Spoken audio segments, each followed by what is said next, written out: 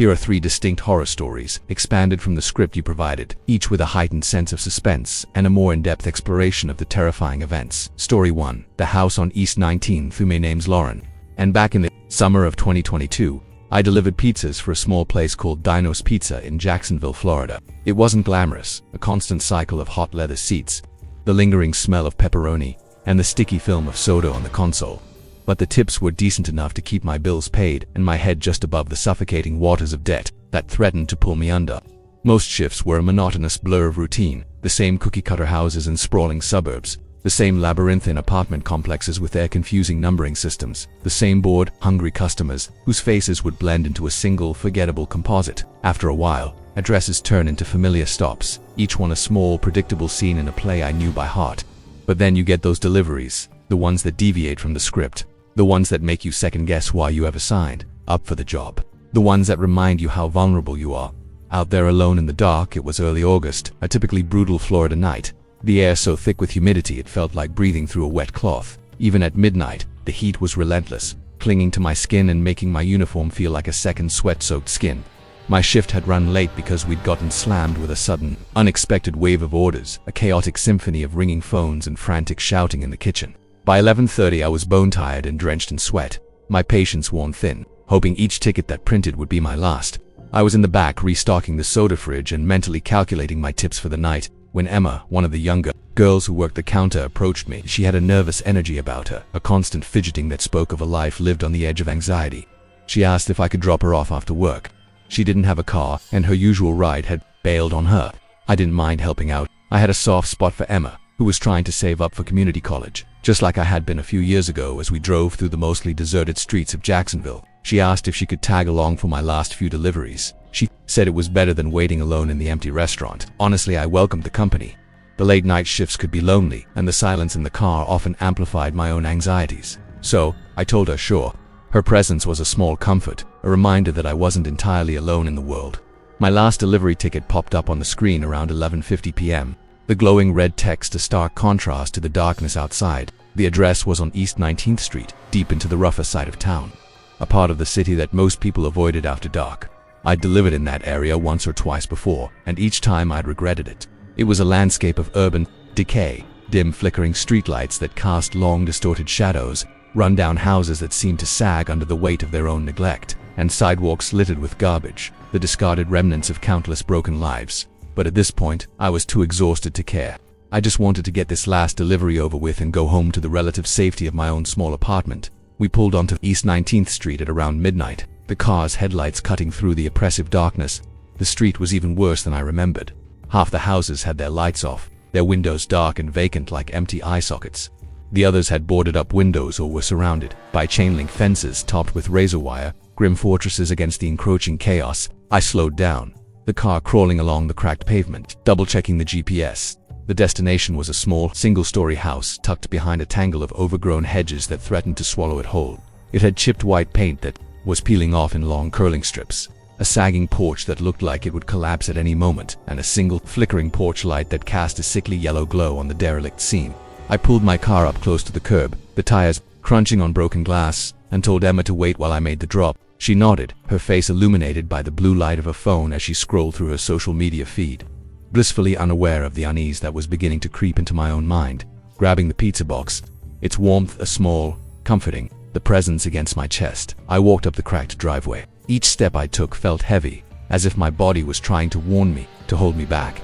But I pushed the thought away, dismissing it as just another manifestation of my exhaustion. I'd done hundreds of these deliveries, maybe thousands. How bad could this one be? I knocked twice on the faded wooden door, the sound echoing in the unnatural silence of the street. A minute passed, an eternity in the suffocating stillness. Then I heard footsteps inside, a slow, deliberate shuffle that sent a shiver down my spine. When the door opened, I was face to face with a man who looked to be in his 40s. He had messy, greasy hair that hung in limp strands around his face, bloodshot eyes that seemed to burn with a strange intensity, and he was standing there in nothing but a pair of dirty, stained boxers. Immediately, my stomach tightened, a knot of pure, primal fear.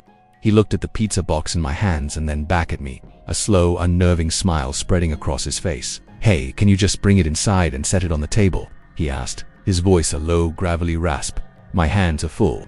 He held up one empty hand, the other hidden behind the doorframe, out of my sight.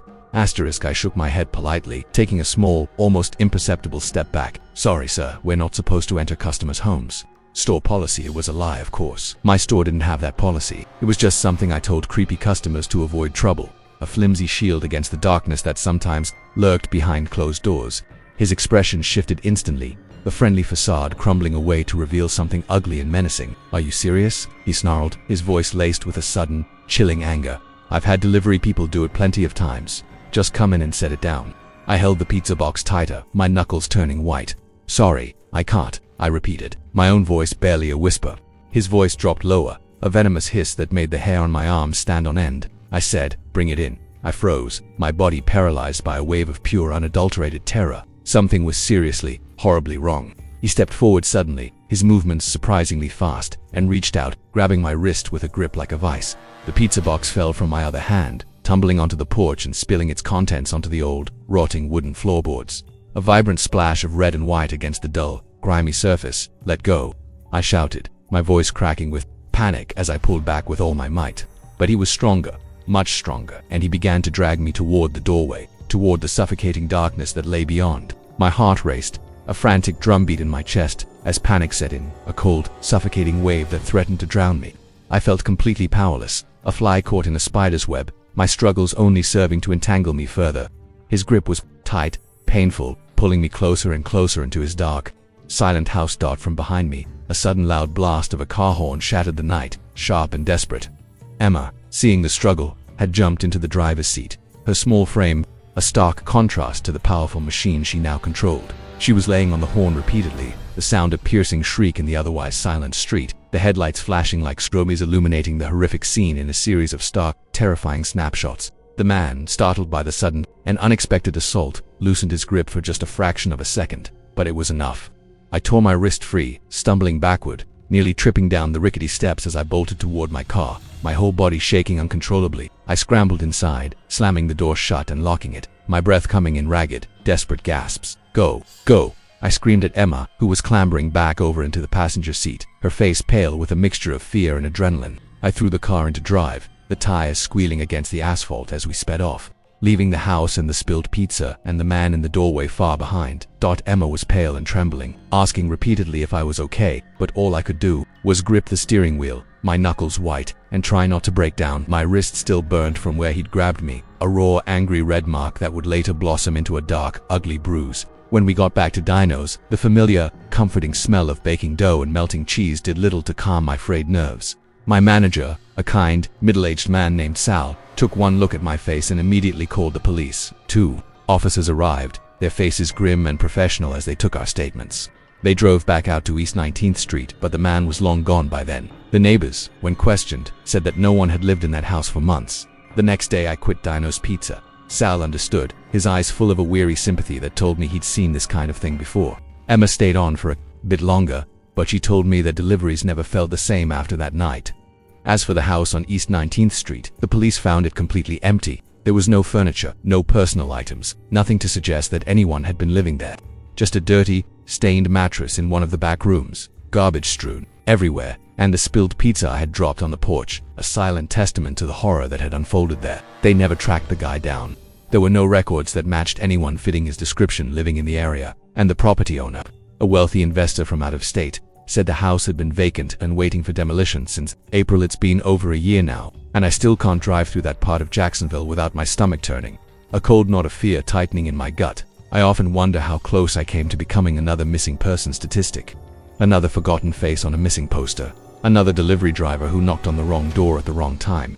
And sometimes, in the dead of night, when I'm lying in bed, I can still feel the ghost of his grip on my wrist, a cold phantom touch that reminds me of the darkness that lurks just beneath the surface of the world, waiting for its chance to drag you down.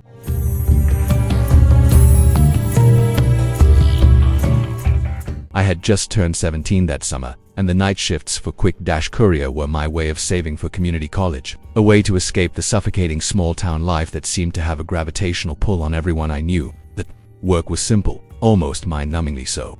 I'd pick up sealed packages from the brightly lit depot, scan the barcode with a satisfying beep, let the soothing, disembodied voice of the GPS guide me through the dark, empty streets, and snap a photo with my phone when the job was done. proof of delivery in a world that increasingly demanded it. Most runs were to well-lit porches in quiet, respectable neighborhoods or to the impersonal lobbies of sprawling apartment complexes. Once in a while, I'd dropped something at a 24-hour warehouse on the industrial side of town, a place of constant noise and movement that felt strangely comforting in its predictability. Nothing had ever felt dangerous, just dull.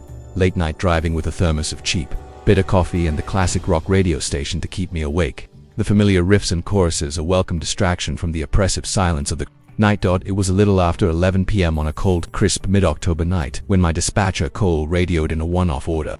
It was a small, brown box, prepaid for same-day rush delivery. He sounded half asleep, his voice a low, gravelly mumble that was barely audible over the static of the radio. "Last run of the night, Aaron," he'd said, his words slurring together. "The address is 301 Old Quarry Road, edge of town, GPS says. 22 minutes. Old Quarry Road." The name rang a faint, discordant bell in the back of my mind. It was somewhere out beyond the Cedar River, where the neat, orderly farms gave way to a dense, tangled expanse of woods and the smooth black asphalt of the county road ended abruptly, surrendering to the unkempt wilderness. I didn't argue. More miles meant a fatter tip, or at least, that's what I told myself. The reality was, I was just a kid trying to make a few extra bucks, and I wasn't in a position to be picky. The bright, reassuring lights of the depot fell away behind me. As I crossed the Cedar River, the bridge a dark skeletal silhouette against the star-dusted sky. I followed County H out toward the dark, sleeping fields, the car's headlights the only source of light in a world that seemed to have been swallowed by an impenetrable darkness. The mid-October air pressed cold against the windshield, and a delicate lacework of frost trimmed the drainage ditches on either side of the road. Every house I passed sat dark and silent, except for the occasional blue glow of a television screen flickering in a living room window. A small, lonely beacon in the vast, empty darkness. 20 minutes into the drive, my cell signal, my only connection to the outside world, dropped to one shaky, unreliable bar. That was normal out here, in this forgotten corner of the county. Just empty land cut by a two-lane road and the distant, blinking red lights of radio towers, like solitary, watchful eyes in the distance. The GPS voice, usually so calm and reassuring, suddenly took on a slightly ominous tone as it told me to turn left onto Old Quarry Road. But what appeared in my headlights was hardly a road at all. It was a cracked, crumbling strip of asphalt, sinking beneath a riot of weeds, lined by a series of leaning mailboxes, their metal surfaces speckled with rust like some kind of strange, metallic disease. I slowed the car to a crawl, the tires crunching on loose gravel, and double-checked the screen on my phone. Arrive in 0.2 miles. A canopy of ancient, gnarled trees closed over the hood of my car, swallowing the last of the distant streetlights. Behind me, only my high beams, cutting a bright, unwavering swath through the darkness, showed the next treacherous bend in the road. When the headlights finally washed over 301, it didn't look like any home I'd ever delivered to. It was a two-story farmhouse, the paint peeled away to reveal the bare, weathered wood beneath, sitting far back from the road at the end of a long gravel pull-in. Every window I could see had either broken glass, like jagged, grinning mouths, or warped, discolored plywood nailed across it. The porch rail sagged in the middle, as if defeated by the weight of time and neglect. A January edition of the local paper, yellowed with mold and dampness, lay in a stuffed mailbox, the red flag still raised, a silent, pathetic plea for attention that had gone unanswered for months. There were no curtains in the windows, no lights on inside, no parked cars in the driveway.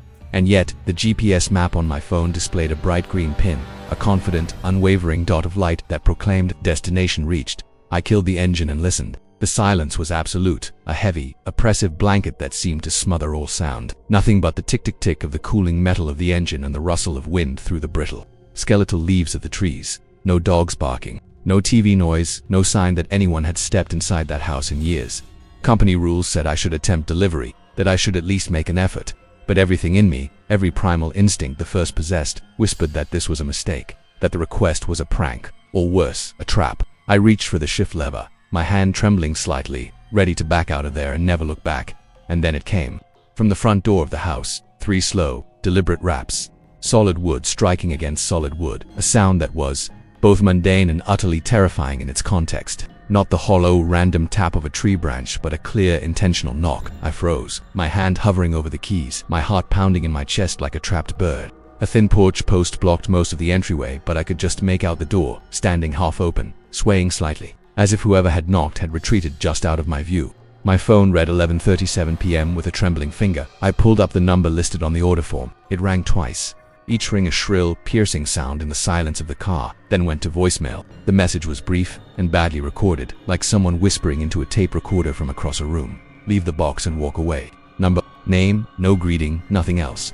The line was cut, leaving me in a silence that was even more profound and unsettling than before. A cold, icy spike slid down my ribs. If this was a sick joke, whoever had planned it knew the exact moment I would call. The sensible move was to get out of there, to drive back to the safety of town, log a failed delivery, and argue about it with Cole in the morning. But I pictured Cole, yawning in his cramped office, the $30 bonus that I so desperately needed slipping away. I also pictured telling my mom that I'd bailed on a delivery because a door had knocked by itself. Pride, that foolish, stubborn emotion, won out for a moment. I grabbed the package, a shoebox-sized, ordinary cardboard box with no return label, and stepped out into the damp, cold gravel. The porch groaned under the weight of my sneakers, a low, mournful sound that seemed to echo the decay and desolation of the place. Up close, the door looked even worse. The old varnish was bubbled and peeling, the knob was missing, and the hinge screws were pulled half loose from the rotting wood. The empty crack behind the door was a sliver of pitch black, a void that seemed to suck all the light and warmth from the surrounding area. I set the box down, dead center on the worn, faded welcome mat. The word welcome almost worn away to nothing. I took a quick photo for proof, the flash on my phone, a brief, blinding burst of light in the darkness, and turned to leave. My phone's camera flash had lit up the siding of the house for just a split second. When the glare faded, I saw something new. A narrow, elongated rectangle of light had appeared deep inside the house, like a flashlight beam angled at the floorboards. It drifted slowly to the left, then vanished, plunging the interior back into absolute darkness. That was enough. I jogged down the rickety steps, my shoes slipping on a patch of slick green moss, and jumped into the driver's seat. The starter cranked once, twice, a hopeful worry sound, then died with a dry, pathetic click. The battery. Impossible, I'd replaced it just 2 weeks earlier. I tried again, my hand slick with sweat on the key. Nothing but the dome light flickering weakly before it too died, plunging me into a darkness that was now complete and absolute. Out of the corner of my eye, I caught a flicker of movement in the rearview mirror. The front door of the house was easing wider, inch by agonizing inch, until the black gap was 2 feet across. Nobody stepped out. Instead, the brown box, my box, slid backward across the porch, scraping against the rough wood, as if pulled by an invisible hand. Then the door swung shut with a soft final thud. I admit it, I yelled. No words, just a raw, primal scream of pure, unadulterated panic. I popped the hood release and scrambled out of the car with my flashlight, pretending to myself that I would check the cables, though I knew deep down that I wouldn't find anything. Under the open hood, everything looked normal. The clamps were snug, the leads were clean. The flashlight beam trembled in my grip, my hand shaking uncontrollably. From up at the house, there came a long, slow screeching sound, like nails dragging across glass. In the shattered front window, another shard of glass broke loose and fell to the ground with a faint, tinkling sound. I slammed the hood shut and started down Old Quarry Road on foot. My phone held high in the air, a desperate, futile attempt to find a bar of service. The gravel popped and crunched under each frantic step, the sound echoing in the oppressive silence. After about 50 yards, the porch light there was no porch light somehow flashed behind me. It was probably just my mind playing tricks on me, recycling the earlier flashlight beam. But I did not turn around to check. The first sign of help was Deputy Matt's cruiser, cresting the hill about 15 minutes later, its flashing blue and red lights a beautiful welcome sight in the darkness. I swung both of my arms frantically until he stopped. His mustache, a thick, bushy thing that seemed to have a life of its own, twitched when the story tumbled out of me, half coherent and disjointed. But he took it seriously enough to radio the incident in and offer me a lift back. When he turned the cruiser into the driveway, our combined headlights painted the porch in a stark, unforgiving light. The door was closed, the window shards glittering on the ground like scattered diamonds. The box was gone. Matt left his spotlight on the steps and drew his sidearm. "Wait here," he said, his voice calm and steady. I didn't argue. He pushed the door with 2 fingers, and it swung inward smoothly, as if the hinges had never sagged. His flashlight bobbed over empty floors, peeling wallpaper, and mounds of tea-colored insulation. I caught a whiff of rot, a sweet, cloying smell that rolled out from the opening and made my stomach churn. Then, clear downstairs, he muttered into his radio. Checking the second floor, the minutes crawled by, each one an eternity. The wind rattled the loose gutter, but nothing else moved. Finally, Matt emerged, his face pale in the beam of his flashlight. "No power, no furniture, no one inside," he said, his voice flat and emotionless. "The only thing I found is this." He held up a Polaroid photo, sealed in a clear plastic sandwich bag. The picture showed the porch in daylight, the boards less warped but still weary and worn. On the mat sat a different cardboard box, Under it, a date had been scratched in pen, the 5th of April, 2018. The same day, an article I later found online confirmed that the Baker family had disappeared from Cedar Rapids without a trace. Back at the station, detectives dug up the records. 301 Old Quarry Road had been condemned 3 years earlier. The utilities cut, the property tied up in probate. Delivery companies had blacklisted the address after several prank orders in 2020. Why Quick-Dash's system had let tonight's job through was anyone's guess. I drove home in a loaner van near dawn, sleep-deprived and wired, telling myself that the whole thing was too strange to be afraid of anymore. But by noon, curiosity had beaten my exhaustion, and I opened my laptop. A simple search showed that someone had been posting free stuff, porch pickup only ads using the same address for months. The listings all vanished after a few hours. There were no seller replies. Each ad ended with the same chilling line: leave the box and walk away. I closed the lid of my laptop and tried to forget. Weeks passed. Halloween came and went, cold and quiet. I stopped working the night shift, switched to afternoons, and started carrying a cheap heavy tire iron under the seat of my car. On December 6th, the day was hit with a barrage of sleet and an early, suffocating darkness. I got home from school, dumped my backpack on the floor, and stepped onto the porch to get the mail. A package rested against the door. No tape, no label, just plain brown cardboard the size of a shoebox. My stomach folded in on itself, a cold, hard knot of fear. There was a note tucked under a piece of twine. Thank you for your delivery, Aaron. Here's our photo. Thought you should keep it. 301 inside the box lay the same Polaroid Deputy Matt had shown me. Only now, a second picture clung to it with a piece of aging Scotch tape. The new shot froze me to the spot. It was taken from the darkness of 301's front hall, aimed through the half-open door at a teenage courier standing on the porch. The flash had lit his branded jacket, my jacket, and the barcode scanner in his hand. My own eyes stared back at me, startled and unaware. From less than a month earlier, I called Matt. They did all the things you see on TV, bagged the evidence, dusted for prints, but found nothing. They promised extra patrols near my place, but admitted they had no idea who was behind it. The case went cold before Christmas. I graduated the next spring, left for Des Moines, and tried to bury the memory in freshman homework and the loud, chaotic noise of the dorms. Yet every few weeks, I wake from a half-dream of gravel underfoot and hear that voicemail, a disembodied whisper against my ear: leave the box and walk away. And I wonder what might have happened if I hadn't.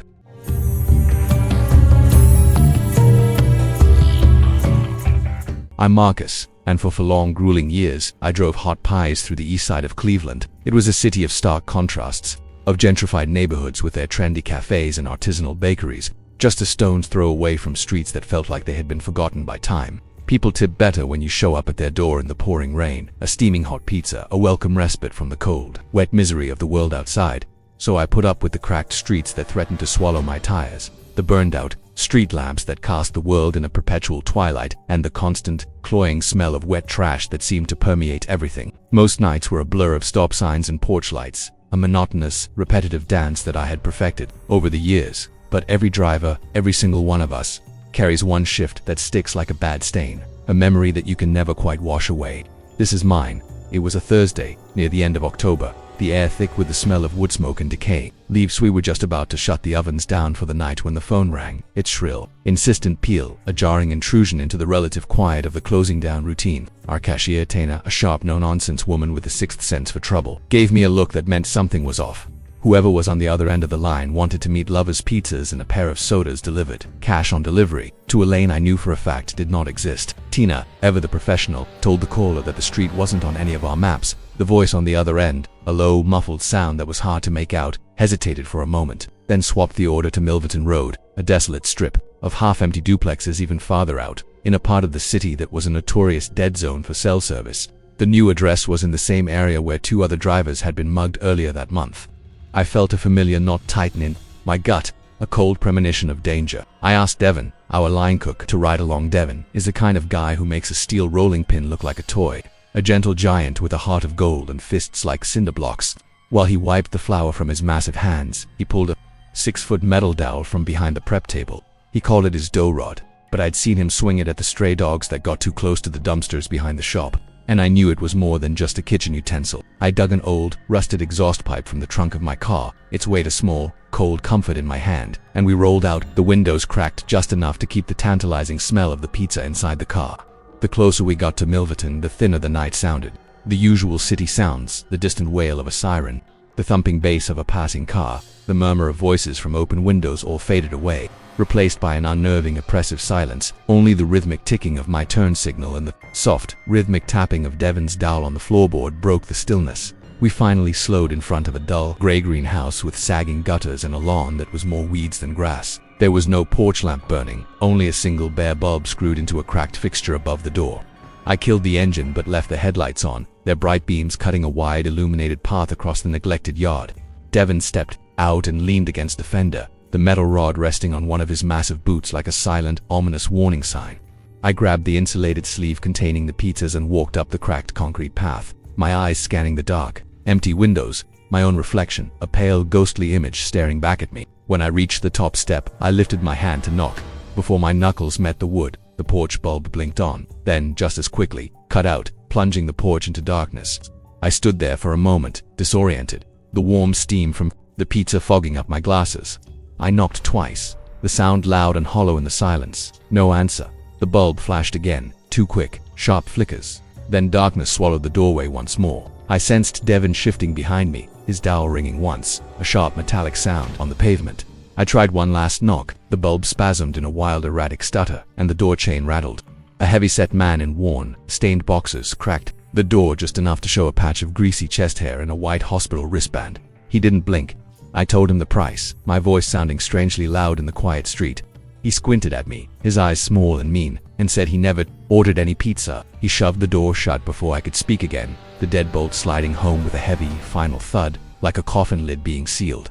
I let out a long, slow breath and stepped back, thinking the prank, or whatever it was over. That's when movement caught my eye. Across the street, an overgrown, neglected playground sat in the deep shadows between two abandoned houses. Between the rusted swings and the skeletal remains of a slide, stood four figures in dark hoodies as still and silent as lampposts. One of them raised a hand, and a thin metal line glimmered under the faint, distant streetlight. It might have been a pipe, or it might have been something worse. They weren't looking at the house, they were looking at me, up on the porch, a lone, vulnerable figure in the darkness. My fingers clenched the pizza sleeve until I could feel the hot grease staining the cardboard. I backed down the steps slowly, my eyes never leaving the line of hooded figures. Devon lifted his dowel, angling it like he was holding a flag, daring them to cross the yellow glare of my headlights. No one moved. The air felt thick with a palpable waiting tension. I slipped behind the wheel and slammed the door, the sound echoing in the silent street. Devon slid in beside me, shutting his door with a force that shook the whole car. I hit the lock button and shoved the shifter into drive, the tires chirping on the blacktop as I pulled away. The hooded figures remained rooted among the weeds, but I kept my eyes on the rearview mirror, my heart pounding in my chest, until we turned the corner and lost sight of the house. Back at the shop, we filled out the incident log, our hands shaking, our hearts still racing. Our manager, a weary, world-weary man named Frank, stapled the report to a swelling pile of other shady tickets and muttered that things were getting worse every week. I clocked out, drove home on the well-lit main roads, and tried to shake the image of that blinking bulb from my mind. The next night, Devon burst into the prep area like he'd run all the way there. A driver from the rival pizza chain up the road had taken a late call to Milverton, the same order, almost the same time. He had gone alone. Two men had dragged him into the weeds, fractured his cheekbone with the butt of a handgun, and emptied his pockets while his car idled in the gutter.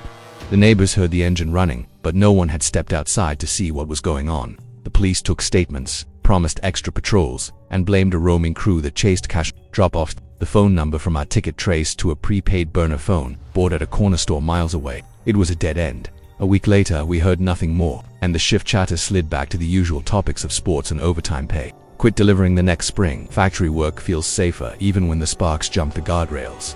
But old habits stick. If a porch light blinks, I tense up. If I have to drive anywhere near Milverton, I keep the windows up and my fingers wrapped tight around the steering wheel, my grip as tight as it was on that rusted pipe. Sometimes, I picture those hooded figures, waiting behind the playground fence, rehearsing the same setup, night after night, until it finally pays out. I wonder if the man in the boxers was in on it, if he was the one throwing the switch, signaling to the men in the bushes across the street. The thought loops in my head at night, when the house is quiet and the hum of the fridge sounds too much, like that porch bulb buzzing to life. I still carry Devon's dowel in my trunk, tucked away under a blanket, a thin layer of rust creeping along its edges. Maybe it's just useless weight. Maybe it's what lets me sleep at night. Either way, when I see a delivery car slow down in a dark, unfamiliar neighborhood, I tap the brake and whisper a warning to nobody in particular. Then I drive on, telling myself that the driver knows the risks, telling myself that the porch Light is just a light, and not a signal. Though a part of me knows better. Because out there, a phone rings, an address changes, and someone hungry for tips says yes. Thinking the worst part of the night will be a lukewarm pizza and on a street, with half its lamps burned out, a bulb still flickers, waiting for the next knock.